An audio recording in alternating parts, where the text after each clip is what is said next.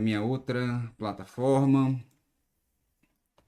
E agora, formalmente, a gente começa essa discussão de casos clínicos. E aí, primeiro, a gente vai falar sobre a criança autista. Aí eu sempre peço o GPT para criar um nome lúdico, assim, do, do caso, né? Eu boto o resumão lá, eu boto o Ctrl+C, Ctrl+V de tudo que a gente fez do nosso prontuário, e aí o GPT trouxe o silêncio brincante, desvendando o universo de uma criança atípica.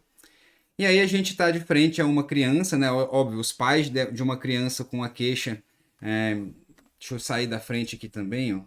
Tirar a minha câmera mais para cá. Isso.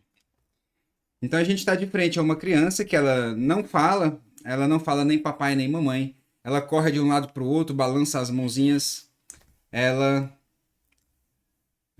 não atende aos chamados, não atende aos olhares. E você pede para ela pegar um objeto, ela não faz, ela não interage bem, então ela não tem um cognitivo que a gente espera, né? Um cognitivo típico de interação com adultos que a gente está acostumado. E aí, uma criança de 2 anos, 14 quilos, 87 centímetros. E aí o relato da mãe. Comecei a reparar que ele tinha um atraso na fala, levei no neuro e ela me deu um laudo de autismo. Eu não sei baseado em que esse laudo de autismo foi dado, mas muitos pacientes já vão vir com laudos e com diagnósticos fechados, mas nem por isso a gente tem que aceitar esse diagnóstico. A gente pode ter isso como uma sugestão diagnóstica do colega, mas a gente tem dever de tentar procurar o nosso próprio diagnóstico, tá? Eu concordo que essa criança é autista, mas é, esse diagnóstico ele não foi dado, parece que para essa criança, em cima de um atendimento multidisciplinar. Foi somente uma neurologista que o viu, não fez o laudo neuropsicológico, ele não passou por uma avaliação multidisciplinar. Aí, ainda queixa assim, ó, mas assim, a gente está passando pela fono, passando pela psicóloga, e ele tem melhorado bastante, mas em algumas questões ele anda atrasado e a gente ainda está com dificuldade em algumas questões. Ele nunca usou o CBD antes, então é uma pessoa virgem de tratamento, e a neuro não passou nenhum remédio. Então esse paciente não vinha fazendo nenhum remédio. Ele procurou o nosso atendimento para a gente utilizar a cannabis como a primeira instituição terapêutica, como uma primeira escolha. E aí a gente pode abrir aqui uma discussão, que eu acho legal que a gente traga essa discussão. Eu posso começar cannabis, mesmo a gente não tendo outra terapêutica? Eu posso prescrever cannabis mesmo se esse paciente não está fazendo nenhum medicamento? Sim, sim. Então, é desejo da família, eu acho que a gente pode sim, principalmente porque nós não temos uma medicação padrão ouro, tá? Nós não temos algo que seja on-label para o autismo. Nós temos situações onde as medicações que a gente usa são consideradas off-label também, então sim, eu posso utilizar o canabidiol, principalmente se for desejo da família, principalmente se a família chegar para mim e falar assim, olha, eu não concordo com aripiprazol nem com risperidona. Eu sei o que acontece, eu já vi, né? Ou então eu já li por aí, eu não quero isso, eu quero CBD como a primeira linha terapêutica, por ser uma linha terapêutica natural. Então eu posso ir de acordo na vontade da família e sim, eu posso prescrever o canabidiol como a primeira opção terapêutica nesse caso.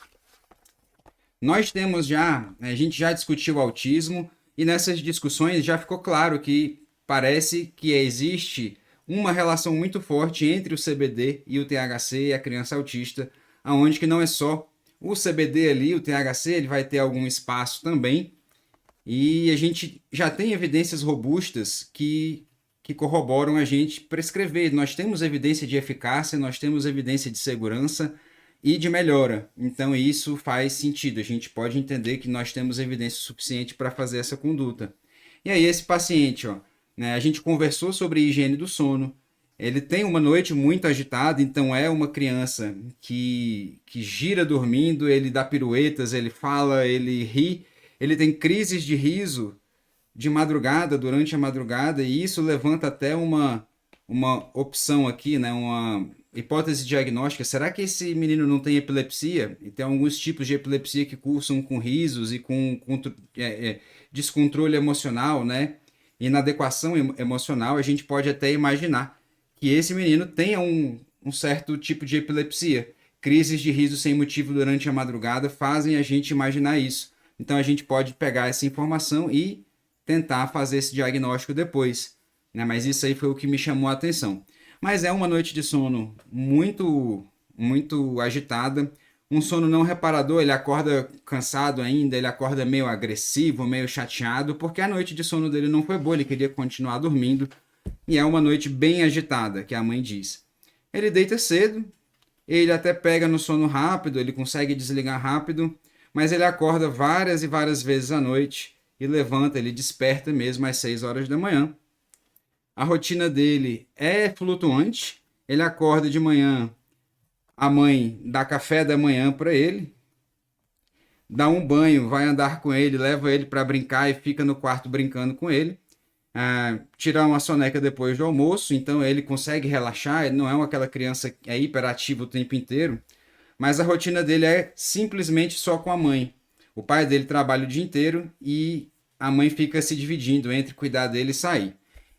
Isso levanta também um ponto de discussão quando a gente está tratando de crianças autistas. Nós temos que entender o socioeconômico da família e como que é a construção familiar de interações, porque isso fala bastante, né? A gente está falando de uma mãe que ela tem que se dividir entre outras tarefas também. É só ela dentro de casa, ela tem que dar atenção para uma criança autista, tem que existir fazendo tarefas, porque o pai trabalha, né? E muito provavelmente essa criança ela não tem a atenção que ela precisa. Muito provavelmente essa mãe tem que deixar essa criança no celular, numa atividade para prender a atenção dela ali, para ela ficar quietinha. E isso é um amplificador, igual a gente vê por aí. Isso amplifica bastante desordens. E isso pode ter uma influência negativa no sono, na qualidade de sono geral da criança. E aí, no desempenho cognitivo e nas atividades, eles optaram por tirar a criança da escolinha. Tudo bem, 2 anos é pouco, né? 2 anos é uma idade baixa. Eles optaram por tirar da escolinha porque não estava tendo uma experiência legal. Estava tendo uma ansiedade de separação muito grande, principalmente da mãe, que é o elo mais conectado com ele. E aí, quando eles tentavam introduzir ali uma escola, a criança se desorganizava muito, ficava muito desorganizada e desorganizava o ambiente dos outros, optaram por não levá-lo na escola, tá? A alimentação, ele mama bastante no peito, mas ele come muito bem, então ele não tem seletividade alimentar, mas ele tem algumas preferências, né? Ele não come legume e ele não come alface. Quer dizer, ele come legumes, mas ele não come alface. E aqui a mãe já começa a dizer, ó, dá outro spoilerzinho aqui, ele grita bastante, ele é bem agitado, né? Aqui eu vou anotando o que a mãe está dizendo. Isso daqui por enquanto sou eu anotando, né, os relatos da família e a gente avaliando. O trânsito intestinal dessa criança é constipadinho, ele é bem atrasadinho, isso é um fator de desconforto. Ele não tem independência ainda em relação a banheiro, então isso ainda é mais uma dependência. Geralmente ele toma água direitinho, a cor do xixi é mais clara e a mãe está ciente dos disruptores endócrinos, a gente conversou. E ela ainda disse que antes o pratinho era de plástico, mas agora ele come comigo e geralmente é no vidro.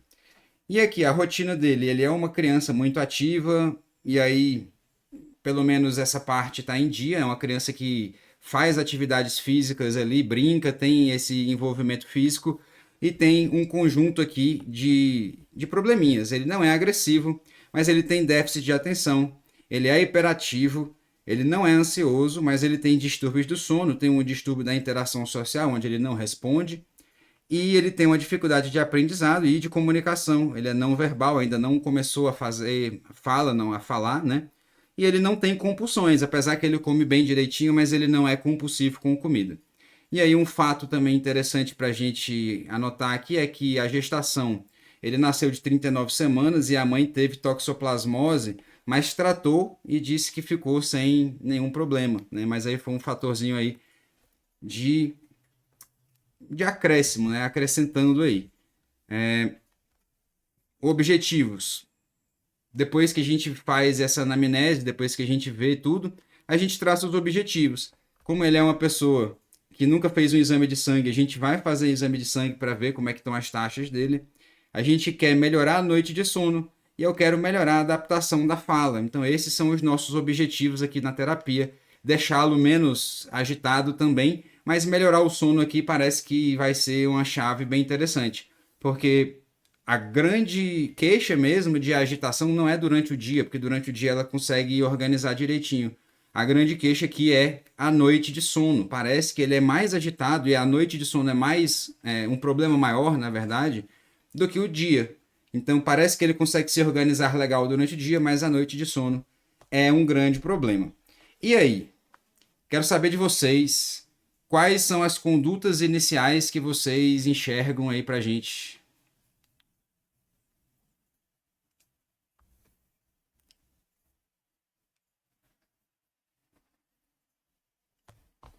Bom, isso daí é um ponto bacana. Deixa eu anotar aqui o primeiro ponto discutido. THC. Será que ele tem que estar aqui? Quem quer falar mais alguma outra coisa? Primeiro a gente vai enumerar os pontos, depois a gente vai discutir. Quem quer dar mais alguma dica?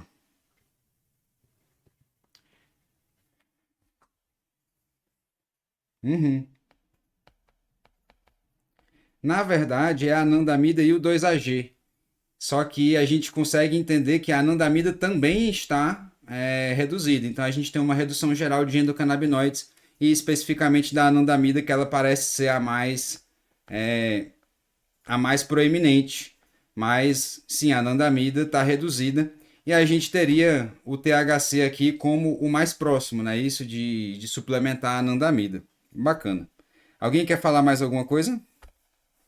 Quero saber sugestões e raciocínios diferentes.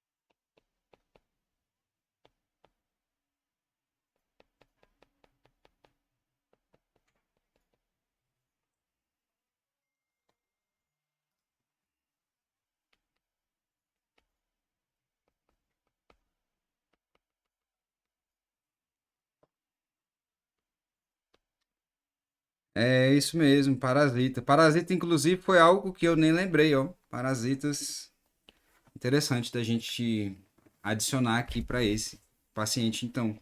Mas, ó, legal. Achei interessante o raciocínio de vocês. E aí, a gente optou, na verdade, eu vou já dizer aqui o que a gente fez. Nós optamos por um broad spectrum, não foi nem por um full. Aí eu vou explicar o motivo. Bom, os estudos que a gente tem até então avaliaram crianças de 5 anos para frente, a partir de 5 anos para o full spectrum. E aí a gente não tem essa evidência científica ainda, se crianças de 2 ou então para frente a gente pode realmente usar. Então, para obedecer isso, para obedecer somente esse detalhezinho, essa vírgula, a gente optou por começar um broad spectrum porque tem muitas crianças que são sensíveis a THC. E aqui, por essa criança ter 2 anos de idade, talvez ainda não seja a hora de fazer essa suplementação. Então, a gente ainda não tem esses estudos para saber, tá, o full spectrum com a quantidade de THC ali embaixo, lá nos 2 anos, será que é seguro? O que, que vai acontecer? Eu considero seguro, tá? Eu acho que se em 5 anos tudo bem, 2 anos tudo bem, porque a faixa de idade é muito diferente. Não é tão diferente assim, na verdade. Então, a ação seria mais ou menos a mesma. Mas aqui a gente optou por fazer um broad spectrum, para ir ser bem conservador assim e ser de acordo até com o raciocínio que o próprio ID ele nos levou. Ele sugeriu que a gente pudesse fazer aí um broad spectrum. E eu concordei. Eu achei bacana a gente começar aqui com 1 miligrama por quilo de peso. E aí esse paciente, lembrando, ele tinha 14 quilos. A gente vai fazer 14 miligramas numa dosagem inicial. Que nesse frasco aqui, aí eu já aproveito para explicar para vocês que estão assistindo. O nosso, o nosso campo de estágio, a gente abre atendimentos sociais para alguns patrocinadores, né? Porque eles têm uma fila de atendimentos sociais ali que eles precisam também vencer. Então a gente faz isso. Quem nos mandou esse paciente foi a Earth Wellness, então a gente vai mandar de volta esse paciente para a Earth Wellness. Eles conseguem absorver esse paciente por lá e dar desconto, então chamar um advogado ali para poder fazer o processo de feitoria de dispensário pelo SUS. E aí vamos voltar aqui para o raciocínio: 14 quilos, 14 miligramas. A gente começou aqui a fazer 1.500, que é esse óleo que a gente escolheu, 1.500 em 30 ml, 50 miligramas por ml. É a concentração. E aqui a gente dividiu pela quantidade de gotas. A gente achou 1,25 miligrama por gota para atingir os 14 miligramas. A gente tem aqui 11 gotinhas, tá? Então, a dose inicial desse paciente vai ser 11 gotinhas à noite.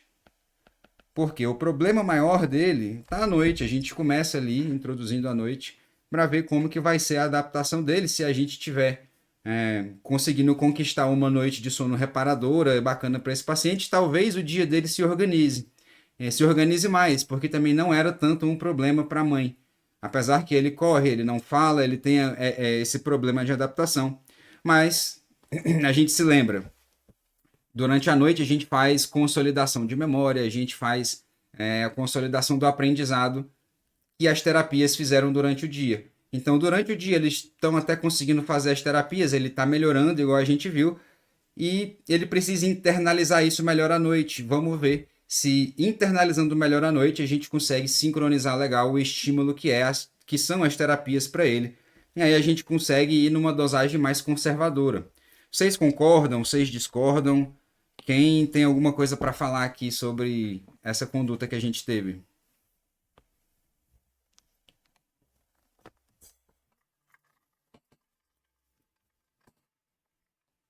Poderia. Poderia ser um CBD isolado, tranquilo.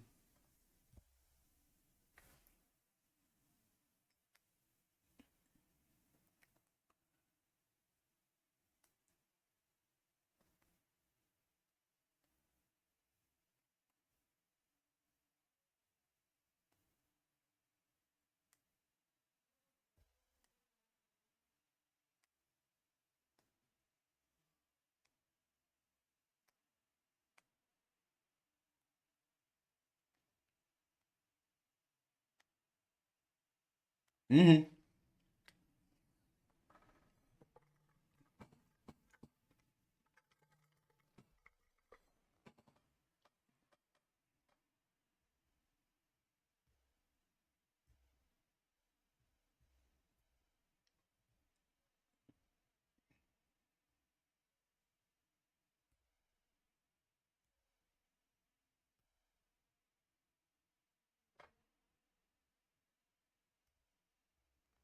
Uhum.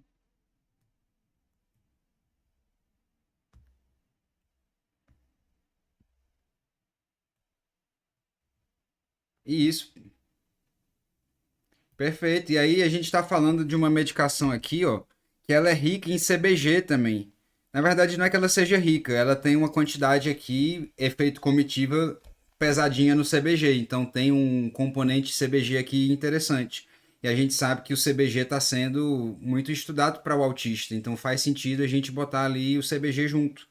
Que aí, quem sabe, a gente consegue fazer o que o Full Spectrum faria, mas sem usar o THC ainda. É, e como exatamente o Breno complementou, né? O problema dele não era nem na indução. Ele parece ser uma criança que não é tão desorganizada do ponto de vista de prestar atenção. Ele consegue prestar atenção minimamente nas tarefas e ter uma evolução nas terapias. Então a gente está falando de uma criança com grau de atenção também um pouquinho mais preservado, né? Aí, legal, o CBG e o CBD. Poderia ser um para um aqui, de CBD com CBG? Poderia, tá? Poderia ser um Brod. Deixa eu aceitar aqui o pessoal que está entrando, ó, permitir todos. Seja bem-vinda, doutora Nai. Então, se a gente está falando aqui de um broad spectrum, eu poderia fazer um CBD e CBG um para um aqui também, tá? Eu poderia. Mas aí eu acho que como esse paciente era um paciente de baixo custo ali, de baixa renda, o mais barato para eles seriam esse daqui. Eles iriam conseguir mais fácil o CBD. Então faria sentido a gente começar com esse Broad. O Broad está num preço bacana, o 1.500 é acessível. E lembra que a gente estava conversando sobre a primeira compra, né? É a primeira compra. Esse paciente era um paciente que veio pela linha social, pela fila social. Quase todos os pacientes que a gente atender na nossa clínica escola vão ser baixa renda, né? E aí a gente tem que facilitar a vida deles, que é dar o quê? Dar o primeiro acesso pelo frasco mais acessível. O Broad aqui 1.500 é o frasco mais barato da linha, então eles podem ter acesso a essa medicação aí, se eles conseguirem comprar, que é a primeira barreira, se eles conseguirem vencer essa primeira barreira, vai ser interessante o tratamento dele, porque é uma medicação muito boa e isso a gente não precisa se preocupar, né? Em relação a saber se vai funcionar ou não, porque essas medicações são muito boas, principalmente dessas marcas que a gente faz, né? Que a gente traz para vocês. E aí o paciente conseguiria comprar, ver o tratamento, a gente conseguiria titular a primeira parte desse tratamento e encontrar uma dose legal. E vocês entenderam que esse acompanhamento semanal que a gente propõe, ele é para titulação de dose e verificação de efeitos. Então é bem tranquilo, a gente faz ali, dispensa para esse paciente, dispensaria o relatório do autismo, e ele ficaria alimentando esse relatório uma vez por semana para a gente. E a gente poderia ver se está bom, se está ruim. Vai que a gente termina esse frasco, não encontramos o que a gente queria. A gente pode adicionar um full spectrum depois, né? Para ver se com um pouquinho mais de THC, no segundo momento, seria interessante. Oi? Ele é nível um de suporte. Ele é um nível um de suporte.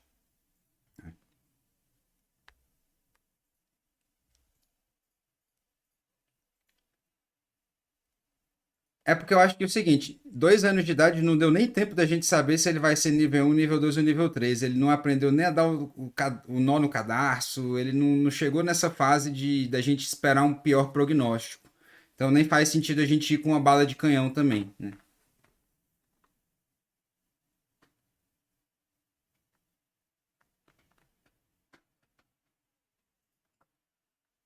É,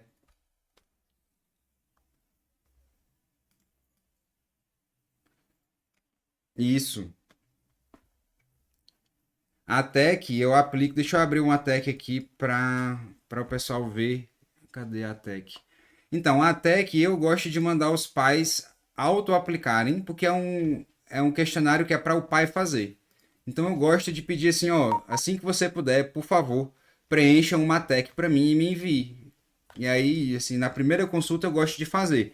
A tech, para a gente entender o que que ela diz, ó, ela é um. Eita, desformatou aqui. Pera aí um minutinho. Cadê? Aqui, ó.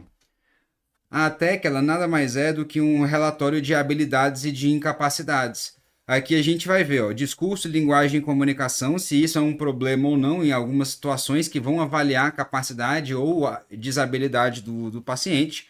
Sociabilidade, capacidade cognitiva, saúde e comportamento. Com isso, a gente tem uma fotografia das capacidades ali sociais e de desenvolvimento do autista, ou da criança com TDAH também, tá? Isso aqui dá pra gente fazer no TDAH criança. E aí a gente consegue estadiar, né? A gente consegue dizer assim, tá, isso daqui é um problema agora. Porque tudo que a gente for acompanhando, e no final do acompanhamento é o momento da gente talvez fazer outra tech, e eu nem, praticamente assim, eu não faço de 6 em 6 semanas. O que a gente tem são alguns pacientes que eu já acompanho aí, já fazem o quê? 2, 3 anos. E aí faz sentido, pelo menos uma vez por ano, a gente fazer uma tech para ver, para poder segmentar esse cuidado, né? Não precisa ser feito isso seriadamente, porque a gente não está falando de um ambiente de pesquisa. Se eu tivesse num ambiente estrito de pesquisa, aí sim seria legal fazer de 6 em 6 semanas ali e tal, porque é a aquisição de dados. Dá para a gente fazer. Se a gente estiver fazendo pesquisa, esse modus operandi é perfeito. Né? Se a gente quiser fazer um retrospectivo, né, Vamos supor que a gente pega todos os nossos autistas do ano e a gente faça isso, que vai dar mais trabalho, né? A gente consegue fazer uma análise de coorte muito grande. Mas, enfim, a gente faz isso uma vez no primeiro consulta, né? Na verdade, pede para o pai fazer, porque é o pai que vai saber responder isso daqui. E aí a gente pode fazer depois, continuar isso depois de algum tempo, né? E aí o relatório semanal é justamente. Deixa eu abrir o relatório semanal também. O semanal é bacana da gente falar aqui também. O semanal a gente vai fazer essa verificação e esse acompanhamento é, numa sensibilidade mais próxima mesmo das funcionalidades, que é que a gente já está filtrando, né, a ação da medicação. Então, olha só, aqui vocês vão encontrar sempre medicação, concentração, divisão de horários e as outras medicações em uso, que aqui é para a gente fazer, né, vamos botar aqui risperidona, por exemplo. Supor que o paciente está tomando risperidona. Ao longo aí do acompanhamento, a gente vai conseguir entender que depois eu tenho que vir aqui programar o desmame dessa risperidona, talvez, né? E aqui, vamos botar que o fabricante foi a Earth Wellness. Os pacientes não gostam muito de preencher isso daqui porque os nomes das marcas são complicados, tá? Então, isso daqui é um fator de chateação de alguns pacientes. Concentração, nem todo paciente vai saber também escrever certinho, mas se ele escrever, por exemplo, 3.000 miligramas, você vai saber que é 3.000 miligramas. Talvez seja 3.030, talvez seja 3.060, não sei. Mas se for o da Earth Wellness, você vai conseguir pelo menos lembrar que ele é o 100 miligramas por ml. Aqui nesse caso é o 1.500, ou poderia ser 50 miligramas por ml aqui na concentração. E esse paciente está tomando 11 gotas, na verdade, à noite. Então ele viria sim para mim o primeiro relatório. Earth Wellness, 1.500, 50 miligramas por ml, 11 gotas à noite. A gente vai analisar aqui as comorbidades, hiperatividade, déficit de atenção, agressividade, interação social, distúrbio do sono, ansiedade, compulsão, problemas de comunicação e dificuldade de aprendizado. E isso a gente pode ir graduando, né? Se você quiser ainda botar uma notinha de 0 a 10 aqui para o seu paciente, você pode fazer, você pode pedir para a família fazer também. Eu não gosto de fazer isso não, porque isso complica bastante. A gente consegue ver só como que está indo a evolução. Comentários, que é justamente para a gente resumir isso daqui. E as melhoras que notou, melhoras que está notando, sempre é importante a gente anotar, né? E aí, monitorar o sono aqui direitinho. Todos os nossos relatórios semanais têm essa aba para monitorar o sono. Eu acho que era isso nesse caso, né? Acho que a gente conseguiu entender alguns raciocínios diferentes e entender por que eu escolhi ir pelo Broad. Estaria certo também ir pelo Full? Estaria, tá? Nada impede, mas a gente escolheu ser ultra conservador aqui e fazer o que a gente tem também ao nosso dispor, porque nós devemos utilizar a medicação Broad, ela é para essas situações também, tá? Então, um dos casos aí é onde o Broad eu acho que seria uma opção muito bacana. E agora a gente vai aqui falar do nosso segundo caso clínico, que o GPT deu o nome Fragmentos de um Guerreiro, entre a dor, o silêncio e a esperança. Porque esse caso ele foi até bem intenso, né, Cris? Esse caso, esse paciente ele estava num episódio depressivo maior. A gente identificou isso, né, como um diagnóstico emergencial, assim. Nem todos os casos a gente vai pegar um paciente tão ruim, tão grave, de um estado depressivo maior.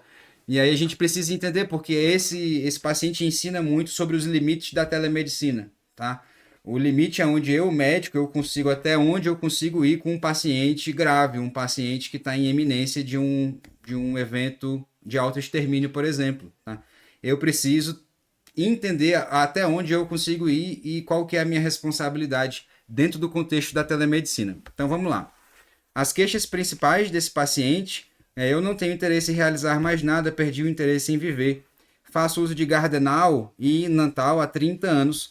Perdi os movimentos finos do lado esquerdo, não tenho movimentos finos por causa de um TCE muito grave que eu sofri há 30 anos atrás, onde eu perdi massa encefálica.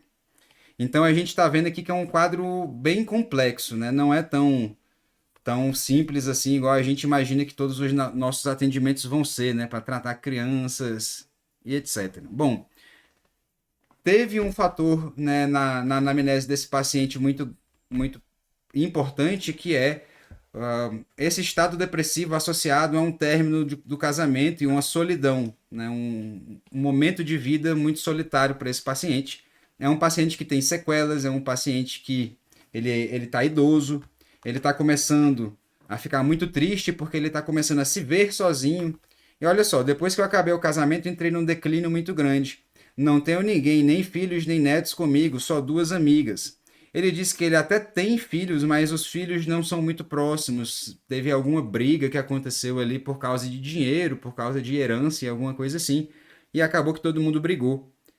E depois do acidente ele convive com dores diárias. Vai fazer 31 anos do acidente e ele convive com dores. Então olha só. Aqui ele tem dor, né? Uma dor importante, onde sem os remédios ele não consegue se levantar da cama porque as dores são muitas e ele tem uma perda funcional importante ali, né, de coordenação motora fina, com comprometimento, né, principalmente na qualidade de vida dele, a gente vai entender o porquê. Ele ficou com a sequela pós-traumática de uma epilepsia, porque ele perdeu massa encefálica. Então isso é importante, a gente precisa associar a gente precisa associar no nosso raciocínio que ele precise de um antiepilético, igual ele faz aqui menção a um episódio que ele tentou desmamar o Gardenal e ele teve uma crise muito severa porque ele desmamou de uma vez. Ele simplesmente parou de tomar o remédio, teve uma crise muito forte. E desde então ele nunca tentou desmamar de novo. Possa ser que esse paciente nem tenha epilepsia mais, possa ser que ela já esteja controlada e faz muito tempo que a gente precisa ali começar um raciocínio de desmame para ele. E também a gente tem que entender que o papel do CBD aqui seja muito legal. Talvez a gente consiga substituir o Idantal pelo próprio CBD.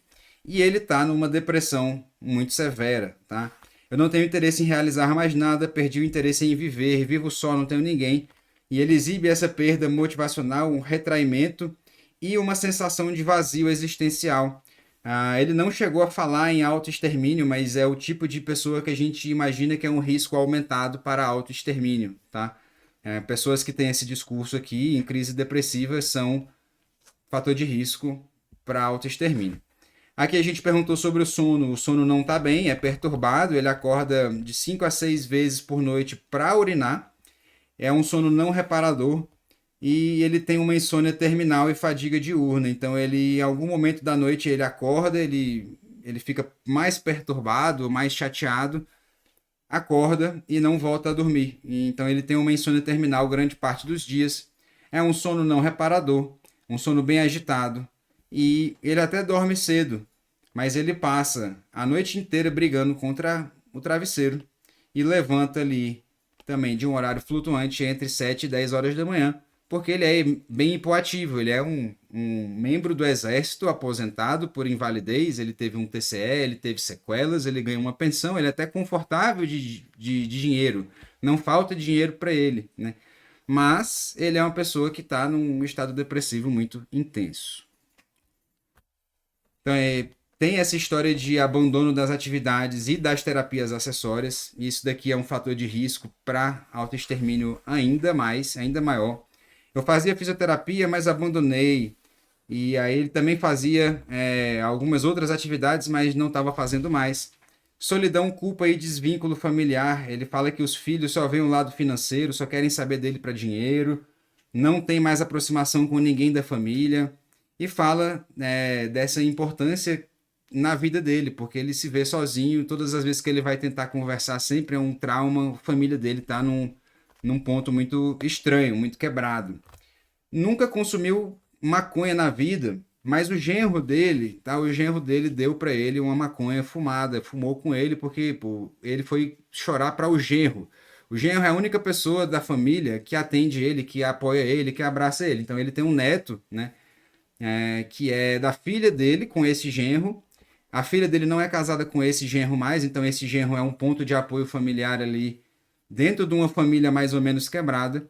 E aí ele deu um cigarro de maconha, fumou um cigarro de maconha com ele e ele conseguiu entender isso como uma medicação. Ele fez, putz, eu me senti bem com isso, eu preciso aprender como é que eu faço para isso entrar na minha vida de um jeito legal. E aí ele procurou a gente para poder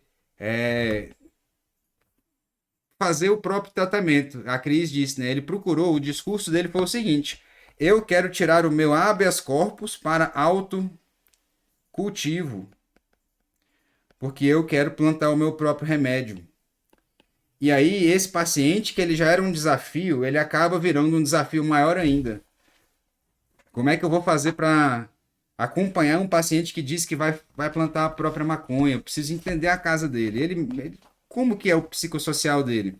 Ele tem um neto autista. Ele tem um neto autista. E ele tem um genro, que é o pai desse neto, que é usuário recreativo de cannabis.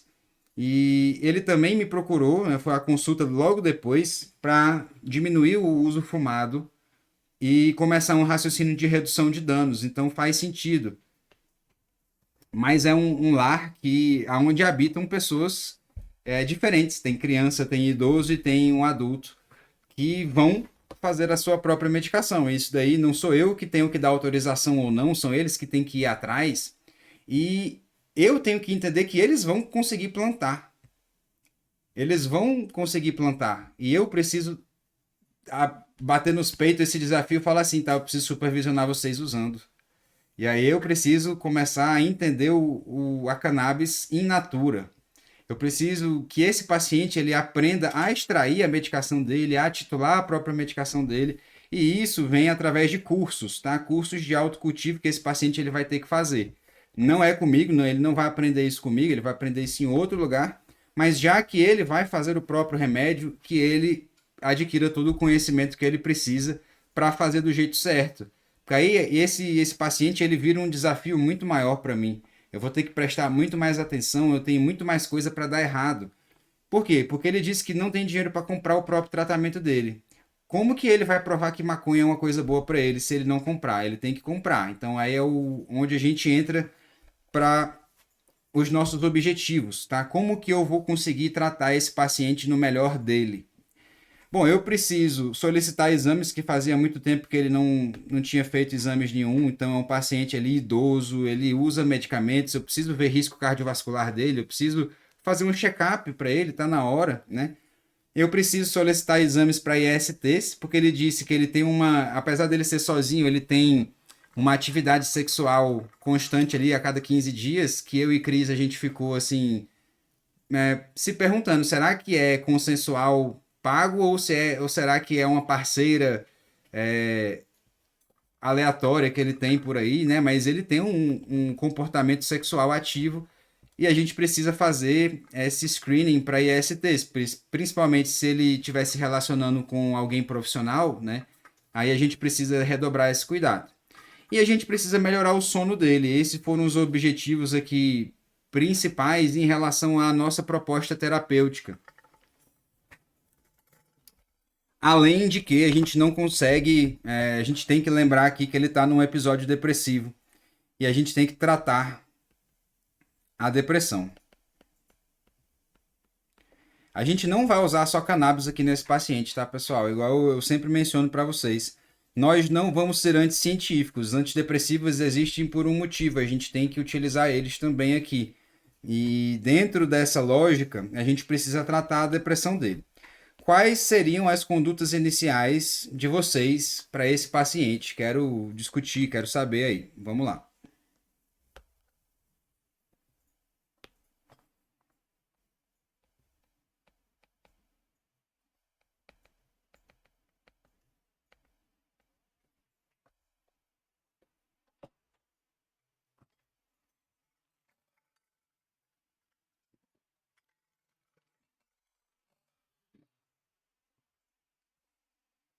Então,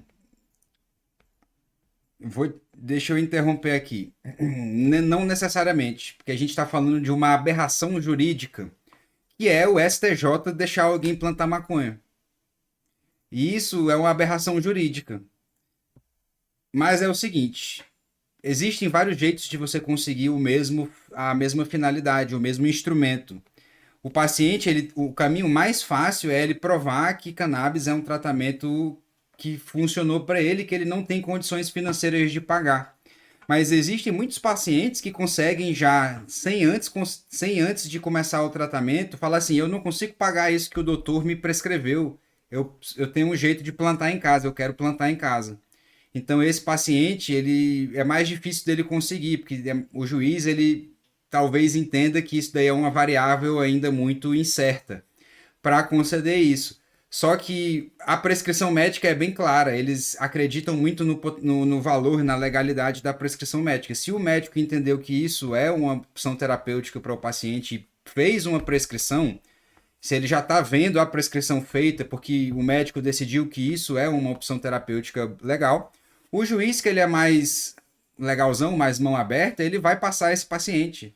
E esse paciente, mesmo antes de tentar o cannabis medicinal pela via oral, ele vai.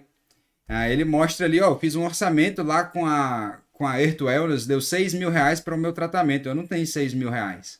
Se ele comprovar que ele não tem os R$ 6.000, muito provavelmente ele vai conseguir o habeas corpus dele. E aí a gente tem um paciente que a gente nem sabe se vai funcionar, nem sabe qual que é a mistura que funciona direito. Então é mais difícil da gente tratar. Esse daí é um desafio maior. Eu, para ser sincero para vocês, eu não pego tantas demandas de habeas corpus assim. Só quando é uma pegadinha dessa, né? É um paciente que eu conheço, é um paciente que eu conheço a família, eles me pediram e tal, faz sentido. Eu consigo fazer isso, eu posso fazer isso, mas isso me dá tanto trabalho que quando um paciente vem tentando marcar uma consulta para mim e fala, eu quero tirar o meu habeas corpus, eu mando ele para outra pessoa.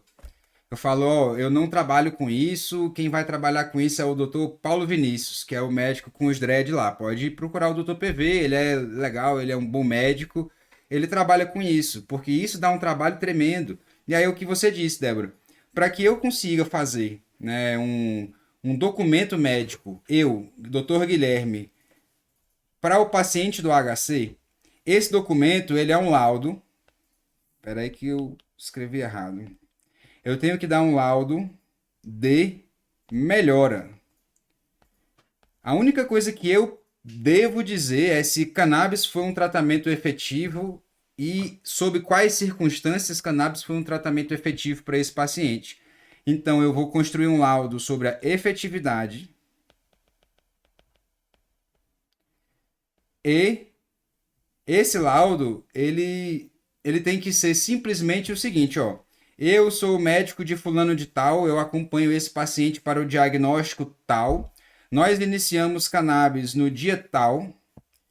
Nós tivemos 3 consultas, aí é onde entra o mínimo, 3 consultas de acompanhamento e a metodologia de acompanhamento semanal, e aqui é onde entra o parte da nossa metodologia aqui também. Vamos supor que eu estou tratando esse paciente para ansiedade. Aqui eu vou botar em anexo todos os relatórios semanais de tratamento da ansiedade para esse paciente. Eu vou fazer depois um resumo dessas evidências, e aí eu vou dizer, baseado nos nossos, na nossa metodologia, da nossa aquisição de dados, esse paciente melhorou o quadro da sua ansiedade em tantos por cento com um tratamento com canabinoides. Então eu consigo provar que cannabis é efetivo através da nossa metodologia. Mas olha só o trabalho que é. E isso daqui envolve 3 consultas, no mínimo. E para o habeas corpus, eu vendo um pacote. Eu falo assim, já que você quer o habeas corpus, eu explico toda a procedência, eu explico toda a dificuldade que é e a disciplina que o paciente tem que ter para poder conseguir um laudo meu no final. E esse laudo ele pode ou não vir, tá? Se o paciente não fizer tudo certinho do jeito que eu quero, eu posso simplesmente me negar de dar esse laudo, porque eu não tenho instrumentos suficientes para dar um laudo. Eu faço isso direto, direto. Mas olha só a dor de cabeça que é você explicar para um maconheiro, que muitas vezes é um maconheiro que quer fazer isso, tá? A disciplina que ele precisa fazer, a aquisição de dados que tem que ser bem certinha. E aí, quando eles não fazem, isso se torna um atrito, isso se torna um problema. Mas eu boto já R$ 1.500, vai ter 3 consultas comigo com acompanhamento semanal aí por 6 semanas a cada consulta. E depois disso daqui, eu vou te dar o seu laudo para você dar para o seu advogado. Aí você vai bater a perninha e conseguir esse direito fora da minha responsabilidade. A minha responsabilidade é acompanhar o paciente. Então, se algum paciente de vocês pedir um laudo para eles fazerem o autotratamento, cultivar, A única coisa que vocês precisam fazer é, eu acompanho esse paciente para esse diagnóstico aqui, nós tratamos ele com canabidiol assim, assim, assim, nessa dose. Baseado nos nossos dados, isso foi efetivo e é tudo o que eu tenho a dizer sobre o caso do paciente. E é tudo que você precisa dizer, tudo que o paciente precisa que você diga, né? É uma complicação, né? A gente passou o quê? Meia hora só explicando isso aqui. Meia hora não, foi uns 10 minutinhos aqui só explicando isso. Então, vamos lá. Esse é um paciente que eu tenho que conversar isso tudo com ele. É um paciente mega fragilizado, ele está no estado depressivo maior. Ele vai entender o que eu estou falando? Não vai. De jeito nenhum. E aí eu tenho que fazer, sabe o que aqui, ó? Eu tenho que chamar a rede de apoio dele. Lembra que eu perguntei para ele, Cris? Você tem um telefone de alguém da sua família que você possa me dar? E ele ficou mega desconfortável. Ele fez, não, eu não quero que você fale com ninguém da minha família e tal, tal, tal, né? Mas aqui nesse caso, esse paciente, eu preciso ir, eu preciso entender a rede de apoio que ele tem, eu preciso acionar a rede de apoio que ele tem, porque não é com ele que eu vou conversar agora. Aqui, vamos esquecer essa parte do habeas corpus por enquanto, tá? Porque, tá, era um paciente de habeas corpus. A gente já falou o proceder, tá? Do futuro dele. Mas vamos falar de agora. Vamos falar de condutas iniciais que a gente vai fazer para esse paciente agora. É um paciente que está em depressão. É um paciente que está em privação de sono. E quais seriam as táticas para a gente tratar a depressão e privação de sono aqui? Com canabinoides e também eu vou até me adiantar aqui. Podem abrir os microfones de vocês aí, tá? A gente vai botar iniciar uma duloxetina para ele, inicialmente 60 e tentar subir para 30. Igual eu falei, a gente já tinha mencionado, eu não vou ser anticientífico, eu tenho que botar um antidepressivo para ele. Então, já que ele tem dores crônicas e ele está precisando de um antidepressivo, a gente pode começar um dual para ele, né? A duloxetina e acompanhá-lo e encaminhar esse paciente para onde? Para TCC, para psicoterapia. E igual eu já tinha mencionado, acionar a rede de apoio, tá? Porque sem rede de apoio para esse paciente ele vai se fragilizar bastante. Então, o que eu fiz? Eu chamei lá o paciente que eu atendi logo depois dele, que era da mesma família, e falei, ó, aconteceu isso, isso, isso, depois da consulta, e eu preciso que vocês tracem uma rede de apoio para ele, que a gente consiga resgatá-lo, porque ele vai precisar, né? Isso daí a gente precisa mobilizar um grupo de pessoas para que ele não se sinta tão sozinho e ele consiga ver um horizonte melhor. E cannabis? O que vocês fariam?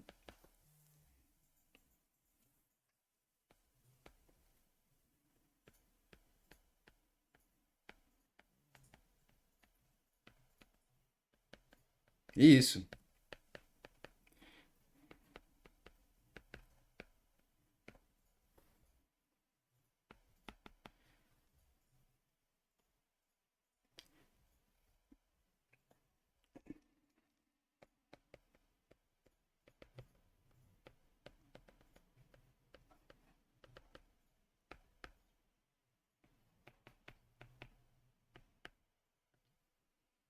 Uhum.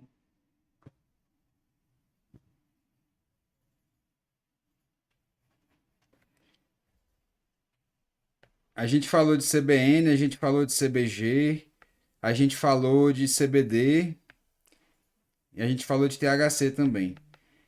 Isso seria aquele protocolo dos sonhos, paciente que é ricão, assim. A gente pega de vez em quando um paciente classe A, assim, que vai gastar 12 mil reais no pedido e não vai fazer cócega para ele. Uma vez acontece a cada 5, 6 meses.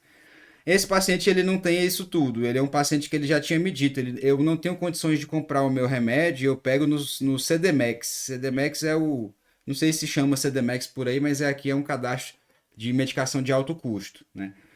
E esse paciente ele já tem um cadastro aberto no CDMEX.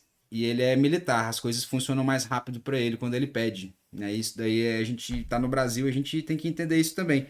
Então o que que acontece? Eu acho que para esse paciente a gente vai ficar no um para um mesmo. Quem disse um para um tá legal. Por quê? Porque a gente acho que a gente consegue ser mais efetivo usando THC para ele do que pensando em CBG e CBN que ele não vai conseguir comprar. Então, mais efetivo para ele vai ser a gente fazer um para um. E aqui eu escolhi o da Rafael. Acho que a gente nem tinha conversado sobre posologia, né, Cris? Eu acho, né? A gente só terminou a consulta, mas aqui eu escolhi um da Rafael para ele. Por quê? Porque ele veio, na verdade, ele veio de um amigo meu, ele foi uma indicação de um amigo. Ele não veio indicação de nenhum laboratório. E como o Rafael, ele é um para um importado e ele tem um preço por miligrama mais acessível, no final das contas, eu conversei com um paciente que é da família dele, da rede de apoio, eu expliquei, e aí ele disse que tinha como fazer a primeira compra e a gente vê a melhora dele para obrigar o Ceatox, o CDMEX, fazer a medicação dele. Então, com o laudo de melhora, eu consigo chegar no CDMEX e falar, ó, essa medicação melhorou a vida dele, é uma medicação de alto custo, ele já tem cadastro aí, olha aí, faz aí, né? E isso geralmente a gente consegue fazer para quem já tem o cadastro no CDMEX, nessas dispensários de medicação de alto custo. E aí é aquilo que a gente estava falando, a primeira compra. Essa primeira compra aqui vai ser cara. Essa primeira compra aqui vai ser bem cara. Mas o que eu consegui fazer? Como eu atendi dois pacientes da mesma família, eles vão economizar no frete. Então eles vão fazer um pedido só. E dentro de tudo que vai vir para as duas pessoas. Vai vir um pedido, mais para duas pessoas que moram na mesma casa. Então eles acabam economizando no frete e vão conseguir comprar uma quantidade suficiente para 6 meses de tratamento. Essa medicação da Rafael aqui, ela é muito concentrada. Ela tem, se eu não me engano, 217 puffs. São 217 doses. Se a gente utilizar uma dose por dia, a gente tem 217 dias, mas se a gente utilizar aqui, ó, um de manhã e um à noite, a gente tem mais de 100 dias, é mais de 3 meses e meio de tratamento, quase 4 meses, né? Então, um frasquinho desse daqui dura muito tempo, principalmente se a gente está usando uma dosagem baixinha. E eu acho até legal essa dose ser de 7 miligramas. Ah, mas é alto, a gente aprendeu que THC a gente começa de 2,5 miligramas. Mas olha só, esse paciente, ele está há algum tempo acostumado a fumar maconha. Então, 7 miligramas aqui vai ser uma dose baixa para ele. Ele já está apresentado a altos níveis de THC fumando maconha. Por isso que faz sentido a gente começar um para ele também. A gente tem um paciente que ele já está apresentado a cannabis, ele já está apresentado e, vamos dizer, fluente no THC, e agora a gente precisa trocar a via dele de fumada para via oral. A gente tem aqui a escolha do Rafael foi mais baseada mesmo no tempo que essa medicação vai durar e no preço por miligrama para ele. Então a gente vai conseguir um bom tempo de acompanhamento ali nesses 3 meses, ele fazendo nessa medicação. E aí a gente vai. Essa é a nossa proposta inicial, né? Conduta inicial com canabinoides. A gente vai iniciar uma dose aqui de 14 miligramas dia para esse paciente. E vai ser até, vamos dizer assim, desafiador. Vamos ver se vai acontecer algum efeito adverso com ele e a gente consegue no final dessas 6 semanas, depois que ele começar a introdução, a gente consegue dar o update. Porque esses pacientes que já fazem uso de maconha fumada, a gente não tem que fazer um raciocínio tão conservador. O começar para 2,5 miligramas é para um paciente virgem de tratamento. A gente está apresentando a medicação para ele, ele não sabe o que ele pode esperar. Mas um cara que ele consegue fumar um baseado que tem 75 miligramas de THC, mais ou menos, uma média, tá? Para um cigarro de maconha, se ele fuma 75 miligramas de THC, ele já está bem acostumado com 14 na via oral, tá? Foi assim que eu fiz o raciocínio para ele. E essa medicação da Rafael é muito boa para a gente conseguir trocar a via fumada pela via oral, justamente pela alta dosagem que eles têm. E os pacientes eles gostam da sensação de usar um frasco e o frasco não terminar. Ah, eu usei um mês, ele durou. E eu tenho um aqui que eu não uso todo dia, né? Que já está aqui comigo há uns 6 meses aqui. Então, esse foi o primeiro racional, né, que a gente fez para esse paciente de depressão. E aí a gente tem que esperar os exames dele. A gente tem que solicitar os exames para IST, que a gente disse que ia solicitar. A gente tem que iniciar um antidepressivo, que a gente viu aqui que a gente vai iniciar uma duloxetina com uma programação aqui de aumentar para uma dose mais efetiva de 60 miligramas bem assim que possível, né? é um paciente que está num estado depressivo maior, ele precisa também de quê? De TCC, ele precisa ser abordado numa psicoterapia urgente, numa rede de apoio e suporte familiar. Então, essa foi a conduta inicial aqui. É um caso complexo, né? Bem complexo ali. Mas, Cris, fala para o pessoal aí, em quanto tempo durou essa consulta?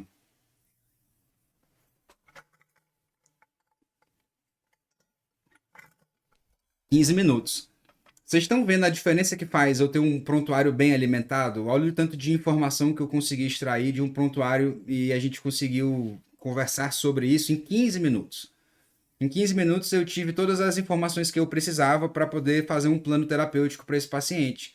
Muito bem feito, muito bem. A gente poderia ter prestado um pouquinho mais de atenção nele, mas ele estava desconfortável também, ele estava evitativo, ele estava ali querendo que a consulta terminasse logo. Ele não estava tão confortável, talvez porque a gente estivesse fazendo uma consulta educacional, né, com mais de um médico e isso tudo. Então a gente tem que entender isso daí também, né? Mas com 15 minutos a gente conseguiu extrair muitas informações, fazer um plano terapêutico conciso para esse paciente e conseguir aí fazer um screening de outras situações, né? Eu vou pedir exames, já que ele me disse que tem um comportamento sexualmente ativo, né? Vocês fariam alguma coisa a mais? Vocês fariam alguma coisa diferente aqui?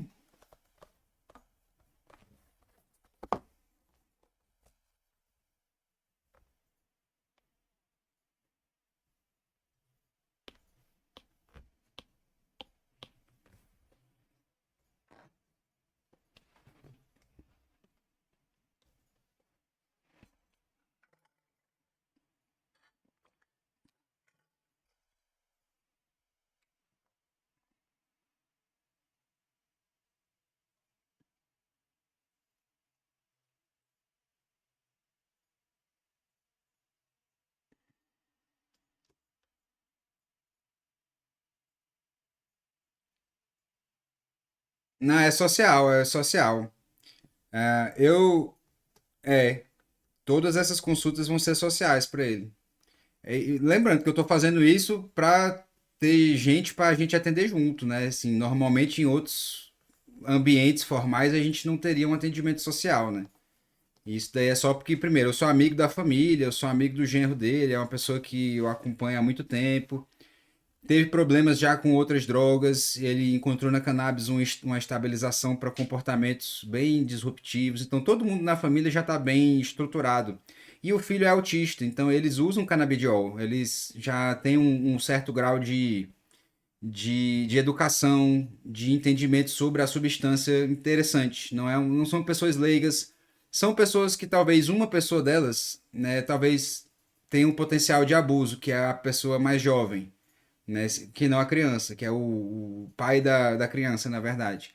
Ele fuma maconha, mas ele me procurou querendo diminuir esse comportamento, né? E eu acho que é uma coisa que a gente tem visto. Eu acho que o Breno deve estar aí ainda. O Breno, a gente estava aqui conversando sobre um plano para poder traçar, né? Essa redução de danos. Cada vez mais pessoas procurando para trocar a via fumada pela via oral, já que tem uma via oral, pô, isso é uma maravilha, né?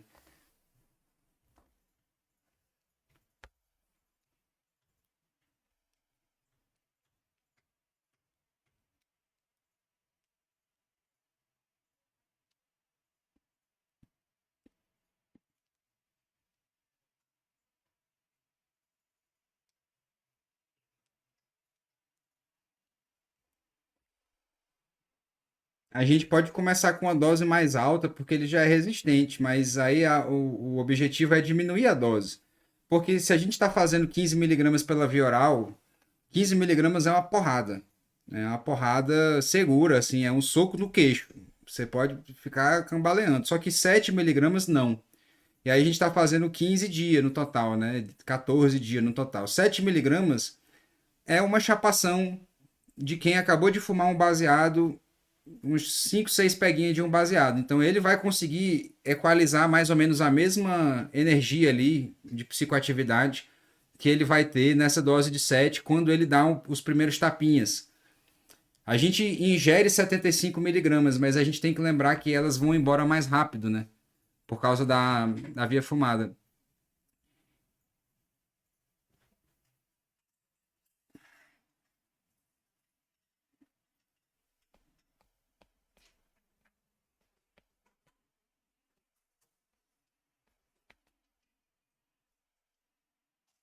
Uhum.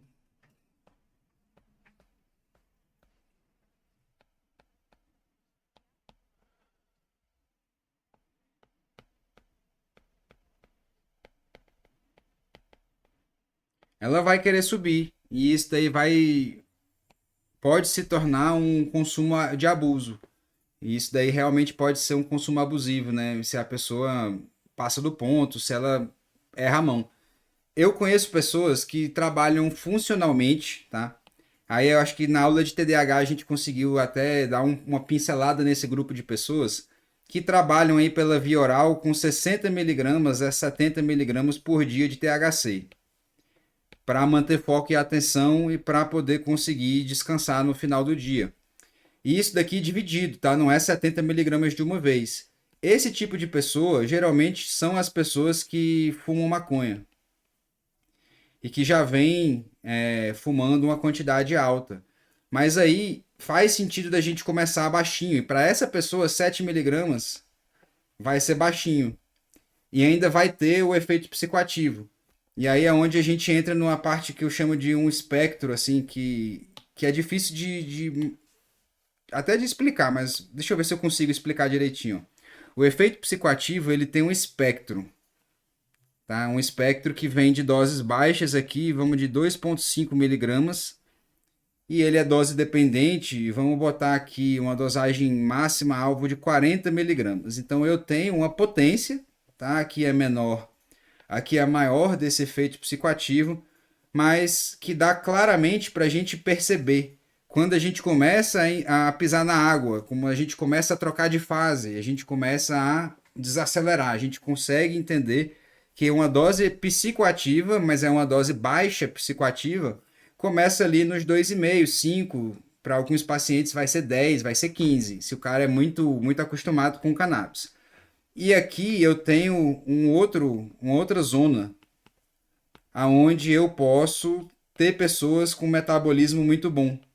Eu tenho pessoas que metabolizam muito bem e que são, vamos assim dizer, proficientes, já fizeram epigenético suficiente, já estão com um abuso de substância há um certo tempo, com uso de substância há um certo tempo. E aqui vai ser mais ou menos uma dose terapêutica para essas pessoas. Vamos botar 15 miligramas por dia, por exemplo, que ainda está longe da gente chegar em doses mais altas que trariam um potencial mais tóxico, mais de efeitos adversos, igual a gente já viu bem. Mas 15 miligramas é uma dose tranquila. Se você tomar 15 miligramas de uma vez, você vai ter uma abertura maior, você vai ter um efeito psicoativo maior. Mas se você tomar ele dividido, né, por dois, a gente consegue fazer uma coisa que seja funcional. O que pode acontecer? Pode acontecer desse paciente demorar para poder sincronizar com a dose que a gente deu. Vamos supor, uma das coisas que eu acho que é um ponto bom e um ponto ruim dessa medicação da Rafael é uma dose fixa de 7 miligramas. Se eu tivesse começando isso para uma pessoa virgem de tratamento, seria uma dose muito alta por uma unidade só. E aí eles mandam, né, a Rafael, eles mandam uma seringa que é graduada em 1 ml. Ela tem, não, se eu não me engano, ela é uma seringa de 0,5 ml, onde você pode puxar ali uma dosagem mais baixinha, fazer as primeiras semanas com uma dosagem mais baixinha para a introdução. É uma complicaçãozinha, mas no final das contas, o objetivo é chegar numa dose que seja um pump, um puff ou dois, como dose média. Então, o objetivo, a logística, né, por trás desse medicamento ser construído desse jeito é porque a dose alvo geralmente é 7 miligramas ou 15 miligramas. É uma dose que a gente encontra como uma dose efetiva para pacientes. E aí eles conseguiram desenvolver um que é 7 miligramas. Então, a introdução de um paciente virgem fica um pouquinho mais trabalhosa, mas dá para a gente fazer também, né? Eu acho que eu divaguei muito, né, da pergunta, se eu não me engano.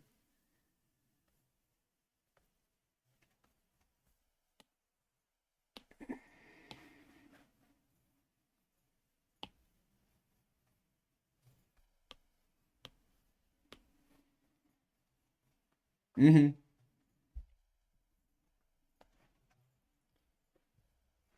Tem, o da Rafael. Deixa eu ver se eu acho um catálogo aqui da Rafael.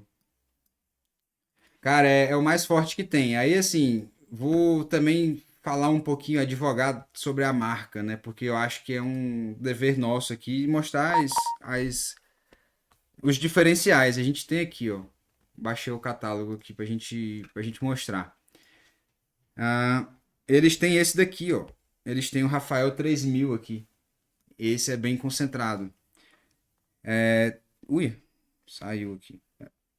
Então a gente tem o Rafael 3000. Agora imagina que esse daqui, uma dose é 17 miligramas, cara. É forte, viu? Então, agora eu vou dizer para vocês que 14 miligramas para o meu paciente que ele é usuário crônico de cannabis é uma viagem bem bacana, é bem legal. Então, apesar de ser muito para a maioria das pessoas, o usuário crônico de cannabis, isso daqui é um ponto de encontro a eles. Geralmente eles consomem uma dosagem muito alta por uma vez só. Igual a gente sabe, se o cara fuma um cigarro inteiro, ele está fumando de 75 a 180 miligramas de cannabis, que é muito, né? Então, 14 miligramas parece ser uma dose aqui para os meus usuários mais crônicos e mais pesados, uma dose bacana. E muitos usuários, eles começaram a redução de danos dele com essa medicação da Rafael, porque ela é mais concentrada e ela é mais efetiva, mais custo efetiva para esses pacientes. E aqui também a gente está falando de um outro cenário de pacientes, né? Para essa prescrição aqui, a gente pode falar o paciente que está em CA, o paciente que está em quimioterapia, tá? Que aqui ele vai precisar de mais THC, ele vai precisar de um THC com rápida absorção, e esse biquinho aqui, né? É um pump que ele faz um spray oral que acaba pulverizando as partículas, então a absorção mucosa acaba aumentando. E aí, assim, só o último diferencial desse frasco é porque ele não se comunica com ar atmosférico, tá? Eu não tenho uma abertura a cada dose que eu vou dar para o meu paciente. Entra literalmente uma bolinha de ar. Toda vez que eu boto uma bolinha para cá, entra uma bolinha de ar aqui nova. Ah, eu não tenho comunicação com ar atmosférico. E isso é muito bom para reter os terpenos. Terpenos, a gente não falou muito deles, mas a gente vai ter uma aula só para falar deles ainda em agosto, tá? Tô tentando fechar essa aula para agosto. Mas os terpenos, eles são cruciais na resposta terapêutica. E a gente faz um trabalho industrial caro para manter os terpenos, tá? Para preservar essas substâncias. Então, as extrações que a gente utiliza os métodos que utiliza, que é para poder utilizar, para poder preservar a concentração tanto dos canabinoides como dos terpenos, que são muito parecidos. E esse frasco, ele não perde os terpenos ao longo do tratamento. É, eu acho que foi algum mentorado nosso, tá? Que ele também é meu paciente. Ele estava me dizendo que ele tem um frasco grandão de 120 ml de uma marca aí, e aí ele disse que o primeiro mês e o primeiro mês e meio assim foi ótimo o tratamento, mas depois do primeiro mês ele começou a perder a eficácia. Aí foi porque ele ficou tolerante, muito difícil ele ficar tolerante com pouco tempo e pela via oral. A via oral que tem mais metabolismo hepático, tem mais metabolismo no trato gastrointestinal. Ele muito provavelmente oxidou a medicação dele e aí parou de funcionar. Então, nos frascos maiores, isso é um problema. Frasco maior, isso acontece mais. Imagina que toda vez que eu abro o frasco, o terpeno que é volátil, ele escapa. Vai dar o primeiro mês, o segundo mês, o terpeno já foi todo embora. A gente fica só com os canabinoides. Aí a eficácia vai diminuindo porque o efeito comitiva está vazando, né?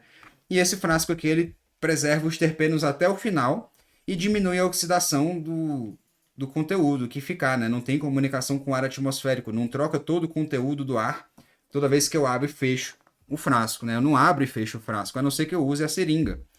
Então esse é um grande diferencial aqui que eu acho bacana os produtos da Rafael. Apesar de ser um pouquinho mais caro, né? Deixa eu trazer aqui a parte de preços. Ó. É uma medicação que custa seus R$ 975 reais aqui, um para um. Mas o preço por miligrama dele é um dos mais baratos que existe no mercado, mais barato que a associação. E faz dessa medicação aqui, que é nível farmacêutico, né? Ela tem o EUGMP, deixa eu ver se eu acho aqui. Nesse material era para ter. Né?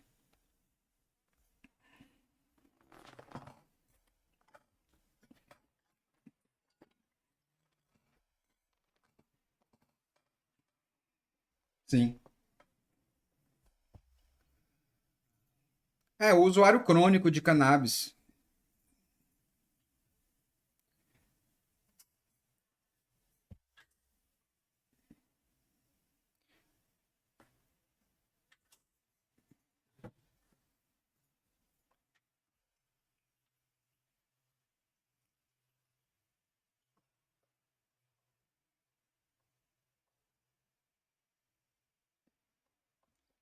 Aí é onde entra o que a gente vai discutir em algum outro momento, o papel do CBD. Agora, olha só que legal, o CBD isolado. O CBD isolado, por ele não ter mais nenhum outro constituinte, e a gente consegue trabalhar em doses maiores, o perfil de dose do modulador de humor do CBD é acima de 300 miligramas, tá? Do CBD isolado. Aí tu imagina que com CBD isolado a gente consegue dar um filtro de dopamina nos pacientes que deixa eles meio apáticozinhos assim. Mas isso para o paciente da fissura, o paciente do crack da cocaína, é o que a gente está precisando, porque vai diminuir a busca sensorial dele. Ele vai começar a ter menos busca sensorial, a recorrer mais, a recorrer menos aos comportamentos que ele antes recorria. Isso é um drive interno. O CBD isolado ele tem essa função antipsicótica nessa faixa a partir de 300 a 900 miligramas. Miligrama, na verdade, né? E agora sim, é uma dose alta. É uma dose alta.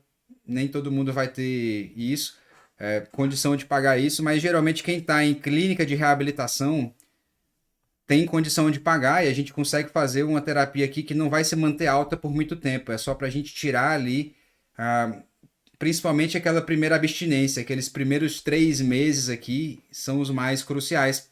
Até para o paciente que usa cannabis de maneira desordenada, que tem o TUC, que é o transtorno por uso de cannabis, tá? A gente consegue tirar esses pacientes com muito CBD e aí quando eles forem reintroduzir um THC, eles precisam de um certo nível de THC, a gente pode introduzir um para eles. Tá? A gente pode apresentar eles ao CBD para que eles consigam existir de um jeito equilibrado. Porque, lembrando que a maconha da farmácia, ó, a maconha do traficante só tem THC. THC é o que eles estão acostumados. Mas apresenta para um maconheiro o CBD e THC, que eu garanto para vocês, só aquele maconheiro dreadlock que ele vai dizer, não, esse daí tá fraco, não sei o quê, porque o cara já tá super mega ultra acostumado. Agora o cara que escorregou no abuso de substância, que foi o que a gente discutiu na aula de TDAH, que é o cara que se automedicou com cannabis, a cannabis melhorou a vida dele durante muito tempo e ele escorregou no abuso de substância. Esse cara, ele não quer ficar chapado o tempo inteiro, ele não quer ficar disfuncional igual o maconheiro, que procura isso, e isso é uma disfuncionalidade. Quando você apresenta um CBD ou THC, que a viagem ela é suave, ela é tranquila, o cara vai dizer, putz, era isso. Era isso que eu precisava, era por isso que eu recorri à maconha, era para ficar desse jeito. Porque só o THC te leva para uns lugares muito diferentes do que só os, quer dizer, o CBD e o THC juntos, né? A gente acabou de falar de marca aqui, deixa eu voltar lá para o caso clínico, só para a gente lembrar aqui do raciocínio, né? A gente estava falando desse caso aqui, onde a gente prescreveu o Rafael um para um, e a gente estava conversando sobre a redução de danos, né? E aí, alguém quer falar mais algo sobre a redução de danos? A gente já falou sobre o habeas corpus desse paciente, a gente falou um pouquinho sobre a redução de danos, porque ele faz maconha fumada, e a gente já falou sobre introduzir TCC e as outras coisas, que eu acho que para o primeiro passo já está muito bom, né?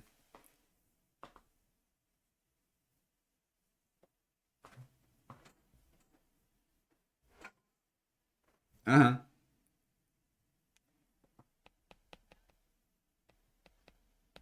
Sim, fluoxetina é legal. Mas fluoxetina geralmente mexe bastante com o libido.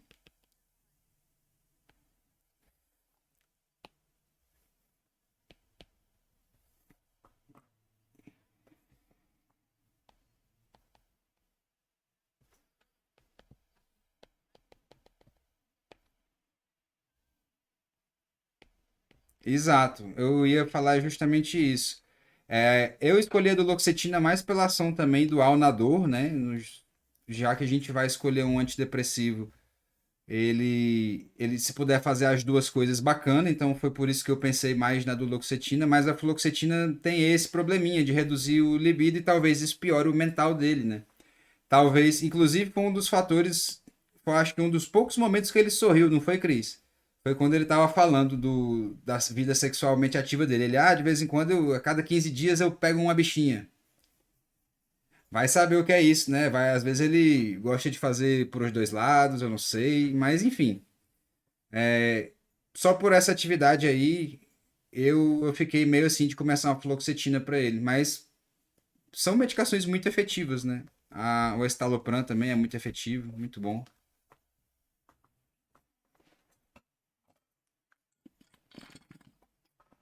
Tá, esse é um ponto bacana. Vamos começar aqui. Raciocínio de desmame. Vamos supor que esse paciente seja um paciente que viesse fazendo outras medicações, já, né? Quando que seria a hora de começar um desmame? Aí eu vou lembrar vocês. Primeiro, eu adapto o paciente com cannabis, vou botar CBD aqui, tá? E depois eu penso em desmames. Porque a gente já vai estar acompanhando ele semanalmente. A gente já identificou ali que a gente vai ter uma medicação para desmamar.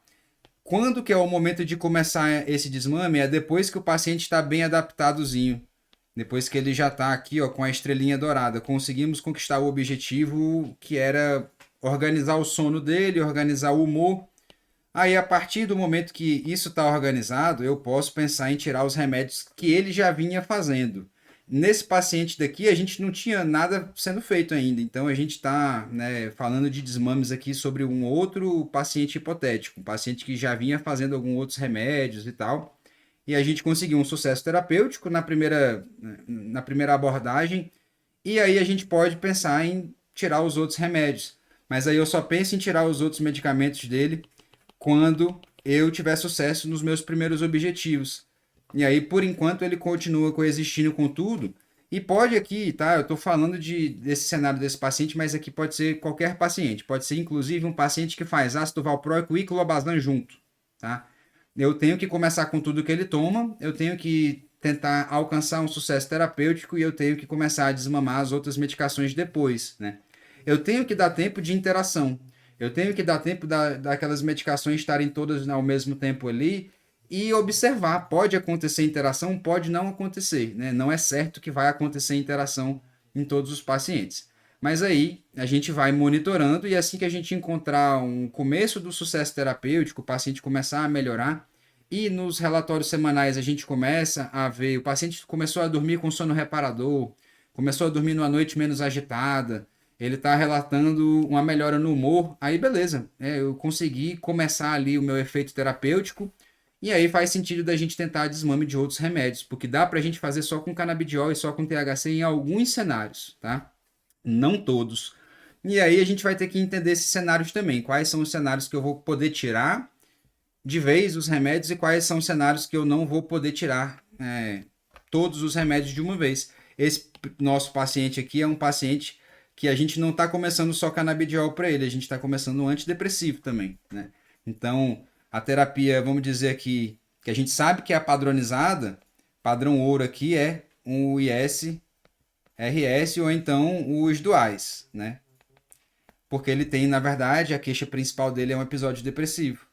E aí a gente está tratando ele adjuvante, né, secundariamente com CBD e THC. Então, CBD e THC aqui são os adjuvantes. Vamos chamar de adjuvantes. Lembra aqueles filmes de Hollywood onde a atuação do coadjuvante é mais brilhante do que o ator principal? E o ator principal ganha um Oscar e o coadjuvante fica chupando o dedo? Aqui é uma dessas situações, onde eu tenho certeza que o meu principal aqui é o CBD ou THC, mas o dual aqui ele tá por obrigação e ele tá também por conveniência, para a gente também não receber um processo depois, porventura se esse paciente piorar alguma situação, né? E tem alguns colegas médicos que estão sendo bem inquisitores, denunciando outros colegas quando eles começam a perceber práticas fora do vamos dizer assim, das regras, né, de primeiras condutas. Outro dia eu estava conversando com um médico que ele vai dar aula para vocês, que é o Dr. Guilherme Marques. A gente fechou uma aula dele para agora, para a primeira semana de agosto. A gente vai ter canabinoides na dermatologia, um tema bem bacana. E o Gui, ele é diretor de várias comissões. Ele também é diretor de uma comissão de ética médica, onde ele revisa condutas, principalmente em processos de iatrogenia, né? E aí ele prova iatrogenias. E ele faz um papel de algoz dos médicos, ele faz esse papel de verificar, mas quando realmente as condutas estão muito aberrantes, não é ele que está denunciando, é o próprio médico que não fez o certo, e ele está lá só verificando a falha da conduta, na verdade, né? Então, bom, isso é um lembrete para a gente sempre fazer tudo certinho. A gente não vai ser anticientífico. O cannabis não veio para substituir todas as medicações. Ela veio para ser um adjuvante que a gente sabe que em muito pouco tempo vai virar um ator principal. Então eu acho que é mais ou menos esse raciocínio aí que a gente tem que ter por enquanto, tá? Por enquanto que a gente ainda não tem diretrizes tão claras e diretas, científicas, assim, a favor da cannabis. Porque, por enquanto, só lembrando vocês, nós estamos ainda, né, lavando a sujeira, a gente está tirando a poeira, né? Ainda a gente está tomando o primeiro banho depois de anos e anos e anos, séculos e séculos de proibição. E a gente ainda tem que convencer muitas pessoas de que cannabis é uma opção terapêutica que faz sentido. E isso é muito difícil de fazer. A gente só consegue fazer isso se a cannabis não for a primeira opção terapêutica. Por quê? Porque a gente vai dizer, cannabis, ó, o restante das coisas não funcionou. Olha a cannabis funcionando aqui. Né? Então, a grande maravilha da cannabis estar sendo a última opção é que a gente consegue dizer, nada mais funcionou, por isso que eu preciso da cannabis. Né? Então, isso daí é um... Ela entra pela porta dos fundos, mas ela acaba ficando e tomando conta do salão inteiro. Né? Então, acho que era isso que a gente tinha para discutir hoje, pessoal. Vamos só botar um slidezinho de encerramento aqui. E foram casos bem desafiadores aí, mais uma vez, né? A gente está falando da nossa clínica escola. A última discussão de casos clínicos também foram casos complexos, não foram casos tão simples assim. Mas, objetivo, sumarizando aqui, a gente viu dois casos complexos onde a gente vai iniciar a terapia com cannabis em um paciente com autismo, um paciente com, vamos dizer, um trauma, uma epilepsia e um episódio depressivo maior. Esses pacientes, a consulta foi uma consulta rápida, foi uma teleconsulta que às vezes dura 15 minutos, às vezes dura 45. A gente consegue ter o nível de informação bom, a gente consegue ter informações suficientes para tomar decisões bem conscientes e bem embasadas. E, bom, agradeço aí a disponibilidade de vocês por terem me acompanhado nessa semana de casos clínicos e até a próxima. Espero que na próxima semana a gente consiga ter mais gente, porque hoje também é domingão, né? Domingão é foda.